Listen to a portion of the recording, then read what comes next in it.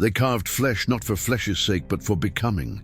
Deep within the mangrove heart, where water clings like memory and mist coils between roots, entire rites took shape. Rites unmarked by map or lodge, spoken only in tremors through bone. The air bore the tang of earth and ash, slow and suffocating, as drums pounded not in music, but in resonance with blood. They believed flesh could be shaped like clay, but not by force, by sacrifice, not a surrender to gods, but to metamorphosis. A finger split, a cheek scored, a single drop of blood harvested, not to be offered, but to seed the change deeper than death, more vital than memory. Survivors of such offerings emerged altered. Their eyes radiated silent incandescence, their breath carried echoes, their presence rippled like after-images in candlelight. These were the post-humans, tribes born in secrecy, their origin stories erased before language could recall them. They spoke in whispers of the swamp, where souls fused in mud. A place consecrated by stillness and taboo. The peat was alive, ancient and thinking, every step paid in memory, every pulse rewarded with change. Stepping into that basin was an act of unlearning, not forgetting but becoming fluid. They taught that ancestral pain carried grace, that wounds held recipes for change, in dance soaked with sweat and pain, in songs uttered in tongues older than living beings, flesh yielded to transmutation. Ritual scarification birthed more than scars. It summoned something beneath history. Masks were not mere ornaments. They were consciousness forged in bark, bone, lacquer, and root. They rewrote perception. Behind each mask, breath slowed, hearts thudded in sync with unseen pulses. The wearer slipped between realms, neither living nor dead, but something untethered. Beneath the baobab's roots, they carved hollow chambers, sanctuaries unmarked by daylight, mapped only by ritual. The walls crackled with symbols etched from ancient bone. Deep in the silence, air congealed with smoke and breath. Only drums, tuned on dry skins soaked with ancestral blood, cut through. The rite didn't begin with footsteps. It began with descent, skin pressed to earth, crawling toward transformation. Speech died in those depths. Only red wetness remained, merging with soil. Flesh was painted in tinctures of clay, ingested, smeared on bodies, imbued in masks. They called it transfiguration, a word with no translation but infinite weight. Initiates unlearned themselves, names vanished, voices slipped from memory, hunger, fear, kinship, all became echoes. In the blank spaces left, something new formed. The priests did not guide, they undid. With deliberate scalpel touch, they traced glyphs with fire and root into flesh. Heat did not burn, it unlocked. Joints loosened, breath hummed. The self became fluid under their hands. Identity melted, not by pain, but by consent.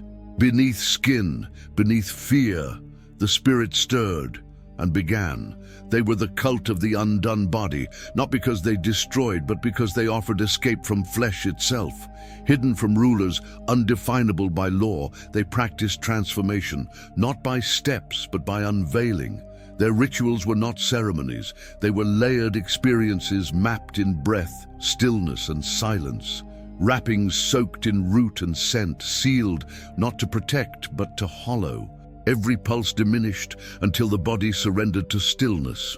Then, in that breathless pause, identity unraveled, not into void, but into becoming. Witnesses claimed to see light emerge where bodies once stood, not spirit, not ghost, something breathing, watching. Those who returned did not speak, they moved like smoke in wind. Their eyes held storms, and when they breathed, the air folded. It was not pain that marked the transformation, it was rhythm. The drum beats were not music, they were maps. The circle began under ash-dark skies, not with a stroke, but with expectation. Several beats, slow and cavernous, bones led by compel, rhythm carved into flesh. Some screamed, some wept, some laughed in voices that were not theirs. Yet the elders watched, as one waits for sun at winter's edge. Transformation was an echo unfolding. The final beat found the body reborn. Tongues forgot words. Eyes did not blink. Hearts settled into rhythm, seeded before birth. The soul didn't exit its vessel. It stepped out. They believed the soul was carbon, pulse, fragment, hidden beneath ribs, between memory, deep in marrow. To transmute, all fragments had to answer the call, not in oath, but in surrender. The basin of becoming remained hidden under fog. No life passed above. Yet each season, someone entered with lines of memory, painted in blood and ash. No paths remained the same after footsteps entered. Water rose, not violently, but with intent, part of becoming. Not drowning, but rewriting. Eyes would gloss, skin shift, bones remembered new alignment. When they emerged, if they did emerge, they knew no fear. They stood outside mortality. Priests were not healers. They unmade. Names no longer mattered. Breath redefined by a distant drum, beating through skin. Rhythm of the earth found in chest. At dusk, they traced circles, each representing fragments stripped away. First kinship, then voice, then self. With each path, the skin shuddered. Then came the black salve, dense, oily, hush-inducing. It sealed, opened, blocked, freed, hands pressed, not gentle, expectant, breathing suspended between life and absence. Heartbeat stopped, choice, then returned, but slowness prevailed, a new signature from otherworld. No ritual can end without ceremony. That ceremony was silence.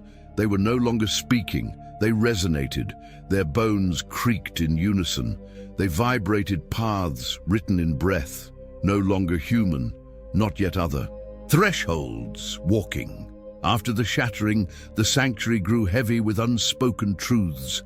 The close air carried the residue of breath, old and reverent. Shadows trembled as if remembering the shape of flesh. Those who had fractured stood at the perimeter, not fully human, yet not entirely elsewhere. They became boundary keepers, marking the moment where flesh surrenders to essence. The unmakers stepped forward, draped in masks that absorbed sound. They carried silent tools made of root and obsidian bone. They laid hands on the fallen shells of identity. Through ritual touch, slow, deliberate, guided by centuries of quiet memory, they mapped the remnants of self. They read scars that did not heal, breath that strained past boundary, eyes flickering to light despite the dark. They spoke not in words, but in intent, through breath measured in drumbeats and pulse measured against roots. With each touch, they coaxed the spirit threads to rise, from marrow, from roots, from silence. The flesh responded. It opened inward, downward, deeper into itself. From the basin of becoming, they retrieved silent tablets, fragments of bark carved by lips long gone, soaked in right blood and memory. They pressed these tablets to chests that now beat anew, not to the pulse of ancestors, but to one shaped by root and stone. The pulsing light seeped into bone, remapping identity from within. As sunrise kissed the chamber's edge, the line between flesh and spirit frayed. Their bones whispered, their breath softened, their eyes focused, not on what was or could be, but on the silent architecture of becoming. They rose, not as former selves, but as living hymns, not bodies, but remembering. And when they emerged into day, life bent to them. Grass curled under their feet. It rained droplets of memory. Even sunburned skin felt alien to their essence. The ritual did not end. It rippled through memory, song, and the earth. The drums, silent, unseen, echoed still. When the final drum fell silent, something shifted beyond the body, not through eyes, but marrow. In that hush, the body ceased to be boundary. It became a conduit, flesh, spirit, bone, memory. The transformed stood in pale dawn. Their skin glistened, with living glyphs shifting in heartbeat, breath. Each line told of loss, of becoming. The priests, unmakers now turned soulsmiths, stood back. Their work was release. The vessels walked forward, led not by sight but by pulse. Outside, the world had changed. Storm clouds gathered despite clear skies. Leaves trembled. The air remembered how to hum. The transformed moved with it, untethered, permeating. Not gods, not ancestors, but reed in pattern, living resonance. In the center of new dawn, one palm lifted, fingers splayed. Nothing emerged, only resonance. The land arched, roots twisted skyward. Stones settled into new glyphs. The ritual was complete. No victory cry, just emergence. They passed beyond shrine, across dew and bone, and vanished. Some claim they walked between worlds, some that earth welcomed them. None were seen again, but the drums still beat, not with mallet or hand, but in waking bone, in forest dark, in quiet night, in marrow of world. The silence remained. Long after the transformed had gone, their shapes continued to breathe into the earth. Villages built on bones whispered half-forgotten songs. Winds replayed incantations in fog. Trees pulsed with logos beneath dusk. Masks lay buried where roots cracked the soil.